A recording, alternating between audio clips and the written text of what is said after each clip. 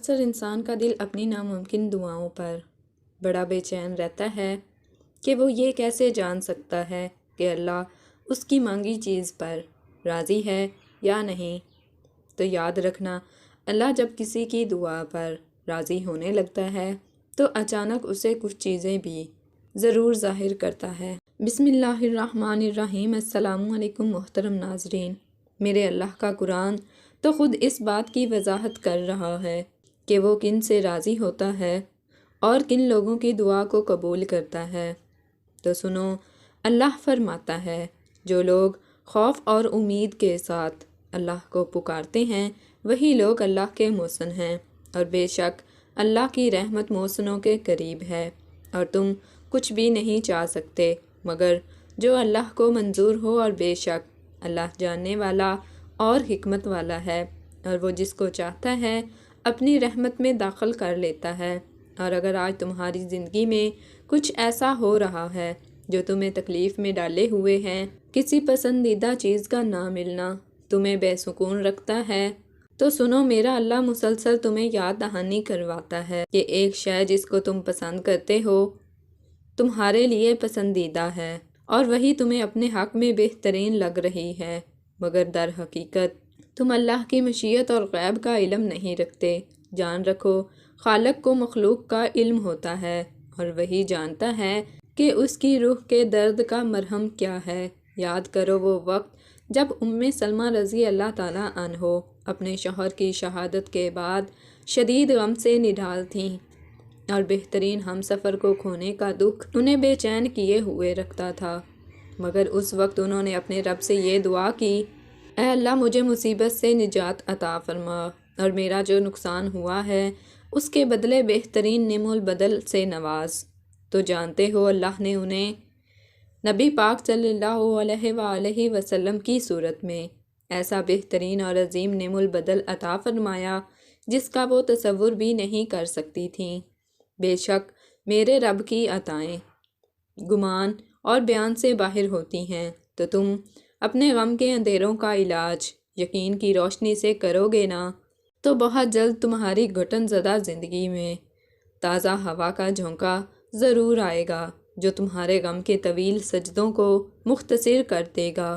اگر تمہیں ایسا لگتا ہے اللہ تمہاری دعا قبول نہیں کر رہا، تو سنو، اللہ کا تم سے کچھ چھین لینا ہرگز مقصود نہیں، صرف اور صرف تمہیں کھو دینے کا خوف اور پالنے کی لالچ سے آزاد کر کے ایک مضبوط انسان بنانا چاہتا ہے۔ اللہ جو کچھ تمہیں دینا چاہتا ہے وہ کسی کا زور نہیں کہ تم سے چھین سکے، مگر تم کچھ چیزوں کو نہیں سمجھتے۔ یاد رکھو، تمہارے محسوسات کا دائرہ اس عظیم کائنات کی وسعت کے مقابلے میں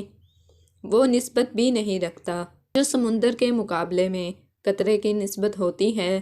قرآن خود کہتا ہے کہ اللہ کا وعدہ تو پورا ہو کر ہی رہتا ہے، یہ ایک نصیحت ہے۔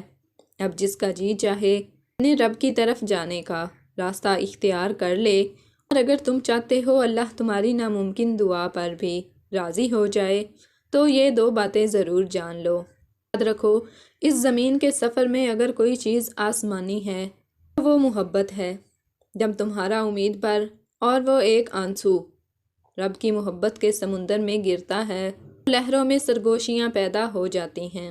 رب کی رحمت کا جوش تمہارے لیے وہ انجان در کھولتا ہے، تمہارے وہم و گمان بے بھی نہیں ہوتے، کیونکہ محبت کی تقسیم تو اسی وقت بدل جایا کرتی ہے جب ٹوٹے دل اللہ کی بارگاہ میں آنسوؤں سے سجدہ ریز ہو جاتے ہیں۔ اور جانتے ہو، اللہ کی تمہاری دعاؤں پر راضی ہو جانے کی ایک خاص نشانی یہ بھی ہے کہ جب اچانک تمہیں کسی عمل کی کوتاہی پر ندامت ہونے لگے، تم اللہ سے معافی کے طلبگار ہو کر اس سے رجوع کرتے ہو۔ تم یاد رکھو، اس کی عطا تمہاری خطا سے بہت وسیع ہے۔ کسی نے خواہ کتنی ہی نافرمانیاں کی ہوں، مگر جب وہ لوٹ کر آتا ہے تو اللہ اپنا دامن رحمت اس کے لیے کشادہ کر کے اس کی مانگی دعاؤں پر اپنا کن فرما دیتا ہے۔ نبی کریم صلی اللہ علیہ وآلہ وسلم نے فرمایا، اللہ اپنے بندے کی توبہ پر اتنا خوش ہو جاتا ہے جتنا تم میں سے کوئی اپنی سواری کو جنگل میں پا لینے سے خوش ہو جاتا ہے۔ جب تمہیں اچانک یہ تبدیلی محسوس ہونے لگے کہ بڑے سے بڑا غم ہو یا کوئی تکلیف تمہارے لیے کوئی معنی نہیں رکھتی اور درد میں بھی مسکراہٹ تمہارے لبوں کا حصہ بن کر رب کی شکر گزاری میں بدلنے لگے، تو جان لو یہی وہ وقت ہوتا ہے جب اللہ کی قدرت کے کرشمے تمہاری ناممکن دعاؤں کو ممکن بنا دیتے ہیں۔ قرآن کہتا ہے کہ پھر وہ تمہاری پسندیدہ چیز مقررہ وقت پر لائے گا اور تم حیران ہو جاؤ گے، مطمئن ہو جاؤ گے، تمہاری لا حاصل آرزوئیں اور ادھورے خواب سب حاصل ہو جائیں گے۔ ان قریب وہ اپنی رحمت سے تمہاری زندگی کو معجزوں کی وہ راہ دکھائے گا جو تمہیں خوبصورت منزل تک لے جائیں گے۔